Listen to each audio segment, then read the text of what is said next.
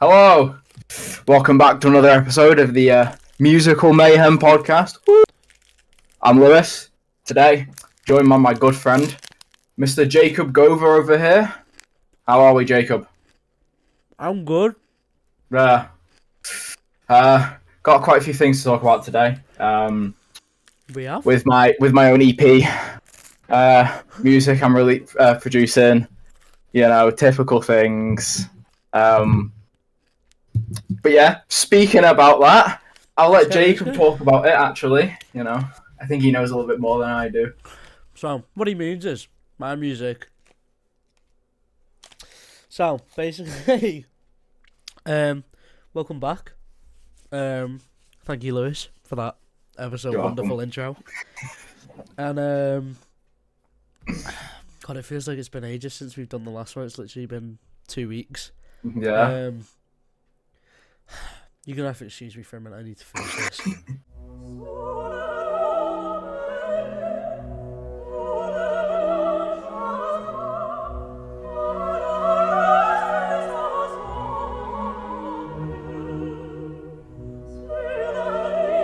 Yeah, the bit switch up is difficult. Yeah, I love it. Okay. Let's cover some shit. So, what I wanted to talk about first is my own music. I've just recently put a post up on my socials and updated my website, which you'll find in the description of the video on YouTube, if that's where you're watching this. If not, the YouTube is it's Leslie Sticks, but you probably won't find that if you search it up, so just search up Jake Gover Music and you'll find it. And on the website is a new page called Current Projects, where I'm keeping people posted on what I'm currently working on and how it's going. And I've been in search of some inspiration recently, and I stumbled across a band that I got into, like, when I first started music properly, and just haven't really listened to them a whole bunch. I listened to like one song maybe. They are, or they were, a side project before Avenged Sevenfold, and it was Jimmy the Rev Sullivan and Sinister Gates band Pinkly Smooth. They're a goblin metal band. Or, well, they called it goblin metal, I think. I don't know whether they coined that, but goblin metal is the term that they used. It's basically just a avant-garde sort of style of metal, very, like, wacky, Danny Elfman sort of... I compare it to a lot of Danny Elfman stuff because it's super, like, wacky, and that's what Pinkly Smooth stuff was. It was inspired by Danny Elfman and... you know, Steve Bartek, Mark Mann of Oingo Boingo, that kind of like ska, wacky fucking bullshit, mixing in different genres and just sounds really stupidly cool. And I found inspiration in that, and then I decided, okay, this is the kind of path I want to go down. Weird chords that make no sense, piano and heavy guitar, really funky funk drums, and I've already been working on some music, so to speak. Now I won't say too much on the matter, but it's weird. It's definitely wacky. A lot of techniques and stuff that I'm not really fully used to, but you know, it's fun to explore and get used to these things. So yeah, found inspiration in Pinkly Smooth and bands like System of a Down, who are known for their extremely unique writing style and awfully weird music. Albeit some of the best new metal out there. But I figured, hey, I'm gonna mix all the wacky shit with the metal that people are used to seeing from me. And we'll see how it comes out. So that's about it, really. I'm working on an album, between 6 to 11 tracks, I'm hoping. Working in collaboration with some new people who are yet to be mentioned. A good guitarist friend of mine who me and him go way back when. Before he joined his band and became the wonderful, wonderful star of Warrington that he is now. But yeah, so that's about it for my music. Now, this is where things take an interesting turn. Virtual reality and music is something that's definitely been a thing for a while. More so YouTube concert experiences and 360 view music videos and such. Amaze VR, a company that have been working with artists to put virtual reality concerts together, and I recently watched the Avenged Sevenfold Amaze VR concert, and oh my fucking god, literally, like, they are stood there in front of you. It's super realistic looking. It's super sick, to be fair. Really weird how real it looks, which makes sense because it's all obviously filmed, with the most high quality gear and supposed to look real. But it's like M Shadows was literally in front of me and I was just like stroking his face. It's like, what the fuck? Johnny Christ appeared and I was just poking his mouth hole. So that's another. I mean, music's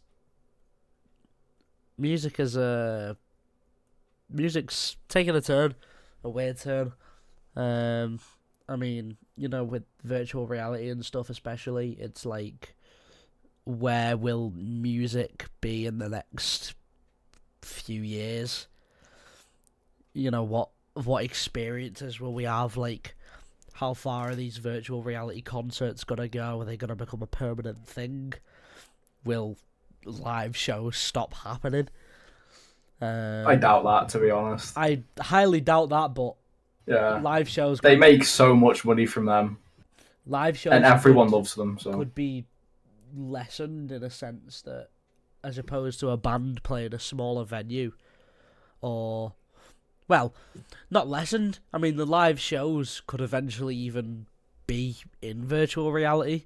Like, you could be playing a massive festival and have an entire camera crew with a live feed to fucking people's VR headsets. Like, we have no idea where technology's going to take it. And it's crazy. But, yeah. So, Avenged Sevenfold definitely known for, well, more so recently, their weird endeavours, sort of taking on different styles and adapting to the now as opposed to the then. Yeah, I mean, their newest album just kind of proves that, to be fair. Yeah, it's like we did a reaction to this on the podcast. We did. I think it was like the first episode. Podcast is further back. We've got reactions. We got a reaction to one of the music videos on the YouTube channel. Go funny. Check them out. That was pretty funny. That was mad. Really weird. But yeah, so it's kind of like I don't even know. It's like fucking pop infused metal, fucking all this mad shit, and it's absolutely fucking glorious. It's an absolute work of art, and if only I was gay, every single one of them would get it. I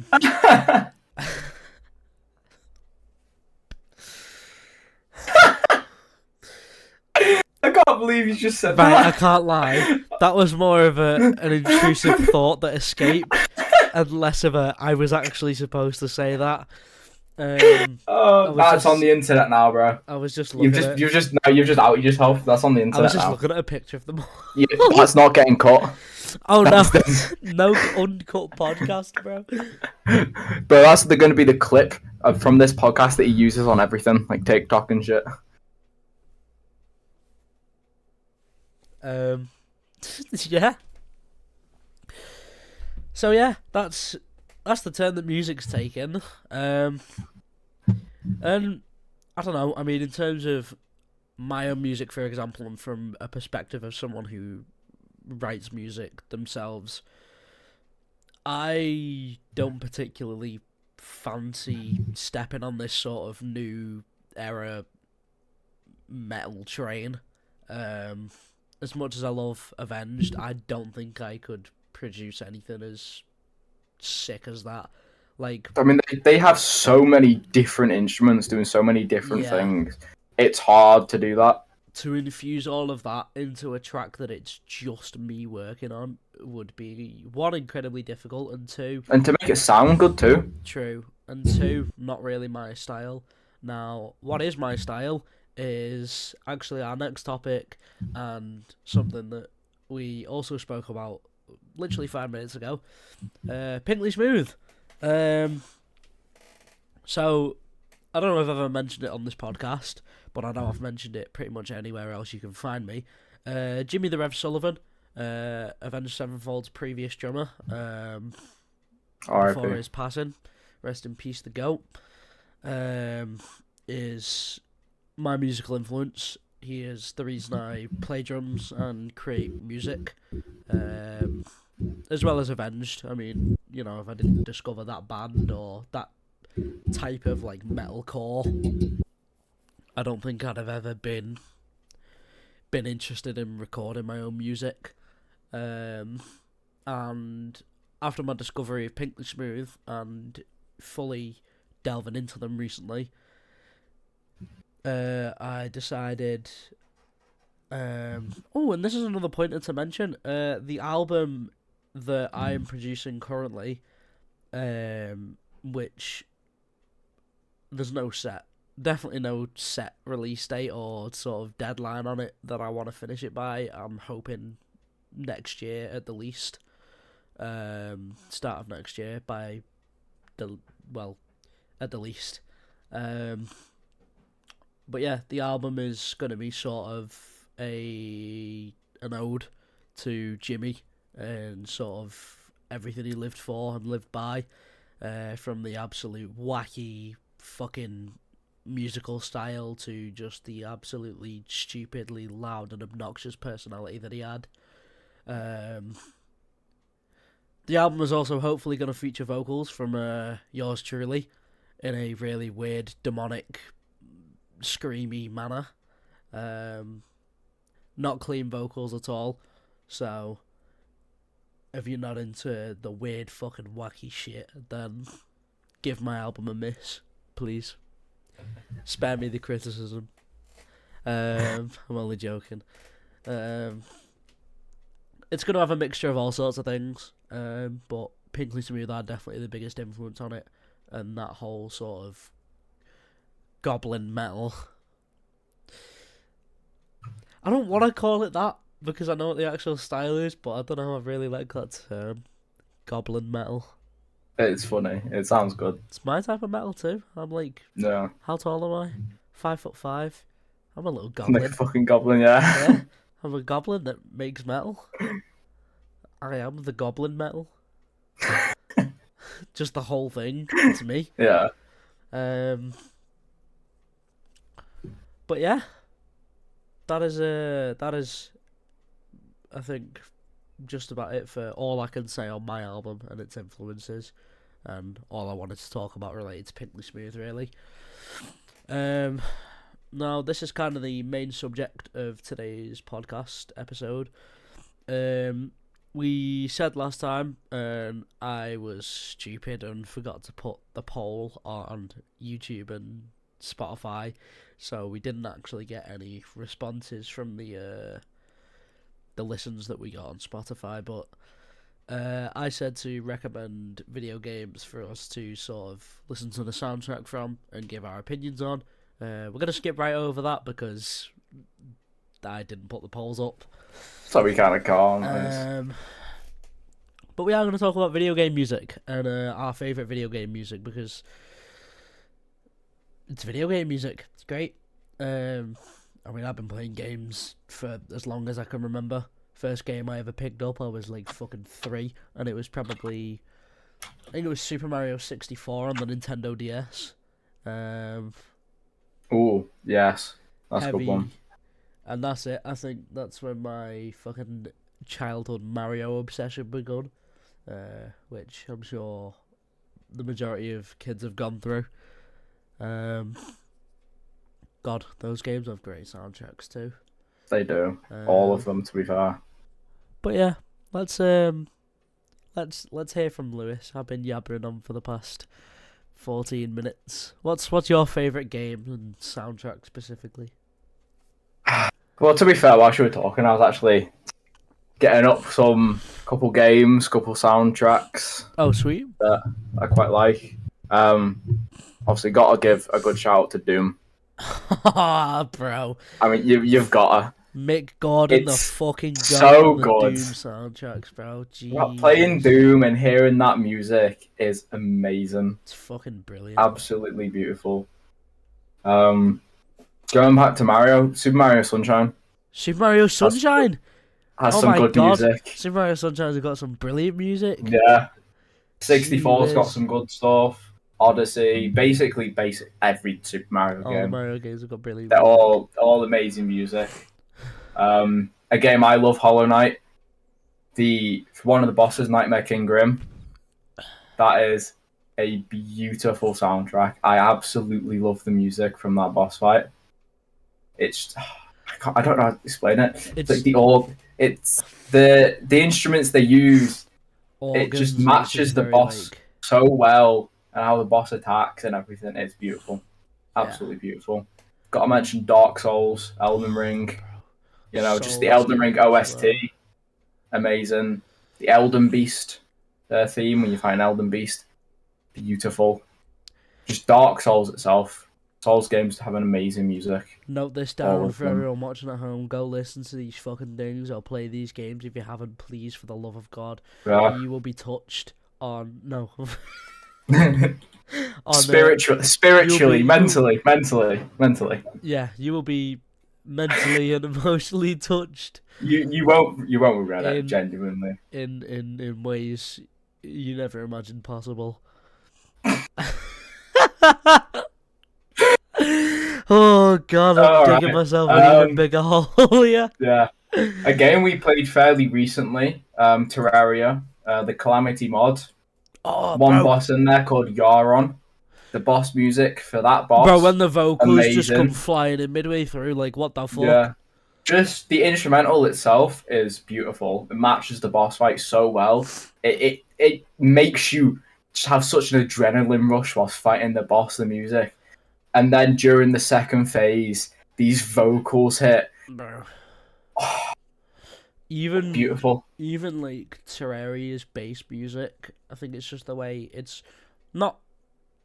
It's definitely not in my playlist, and I couldn't listen to that type of music like on the daily. Yeah, I have it turned off. I mean, you know, I could blast the Terraria Overworld theme if I was walking down the street like this, but you know, it's all about the music fitting with the environment and sort of painting a picture of what's around you, what to expect. And I mean, soundtracks can sometimes even be misleading. It's like a lot of the times back to Mario again. A lot of the times, you know, Mario 3D World, for example. No, 3D Land. The original, towards the end of the game, there's like a part where you obviously, you know, it's the casual saving the princess thing. So you get to the princess up in fucking Bowser's Tower or whatever, the top of the castle, and she's like, Mario! And then you like run up and you're like, oh my god, no way, I'm finally done with the game. We'll save you. Soundtrack's all nice and pretty and happy, and then Bowser comes down and fucking breaks the floor because he's a fucking fat bastard. And then you fall through the floor and then it's boss fight time. So, I mean, again, fits really well with the environment, also super misleading. It's like peaceful, oh shit, I'm going to save the princess, and then bam, there goes Bowser. Soundtrack goes bad. Sick. unexpected fucking plot twist soundtrack type shit.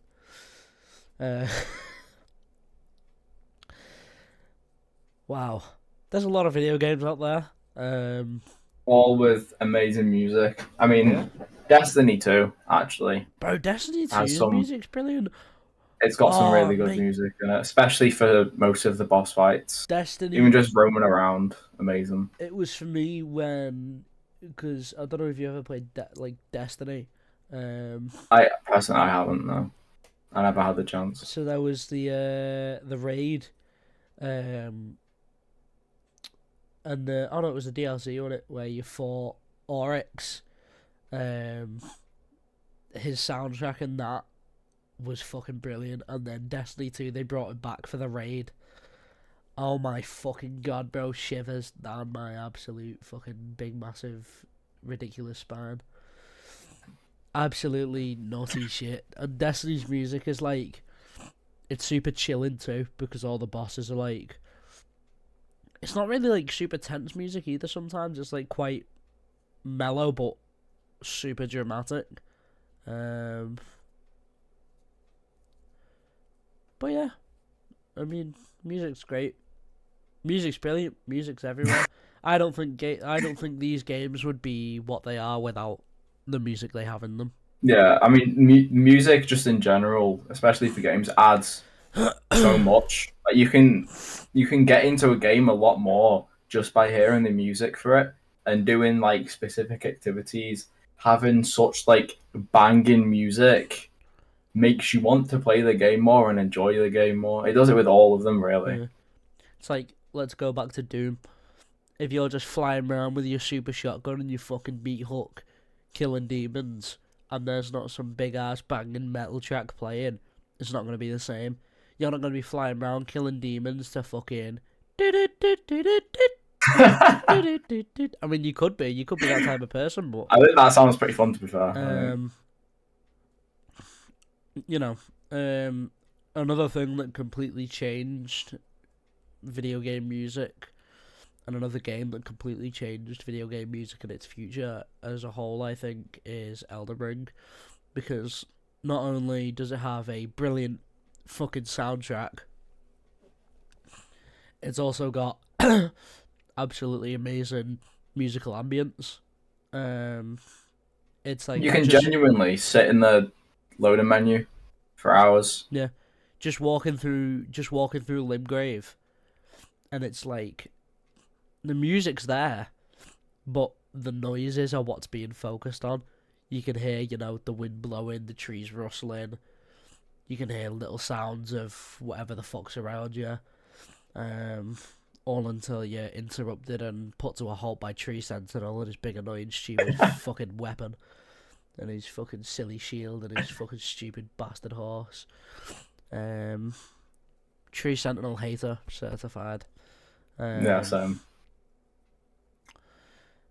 But yeah, video game music is definitely, I think, I'd say the biggest form, probably, of music. I'd agree. I'd say music in general, like, all your fucking bands and artists and stuff, they're huge, but video game music is something that makes something special. Whereas artists and bands, realistically, without them, I don't really think much would change. Yeah. If we never knew that, if artists and bands never existed and we didn't know that, nothing would change. Whereas if we were to play a video game without video game music, it wouldn't feel right.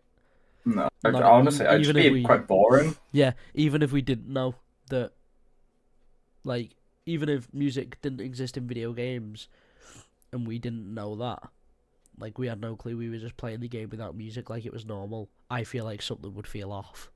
Yeah. And it'd feel like something was missing. But yeah, honestly, that's about all I wanted to talk about, really. No. I think it's Obviously, you could go on for hours about different kinds of video game We really music. But I could. don't think that people would be very interested in a 3 hour long podcast episode. Yeah. That's edited, by the way. We just end up going round in circles too. Yeah. Talking about the Um, same game for hours. But yeah. So I think that's where we'll leave it. It's been quite an enjoyable episode. I've just been rambling on for the last fucking 26 minutes. You always do, to be honest. It's in every episode. That's what makes it interesting. But yeah, I've been Jake. Lewis has been Lewis. I have. And hope you all enjoyed this episode. Check out the YouTube channel. Check out my social medias. Check out the website. Check out the music. Streaming services are linked in my link tree on my socials and at the social bar at the top of the website. Stay tuned for more and follow the podcast. Pretty please. And we'll see you guys next time. Take care. Bye bye for now. Bye bye.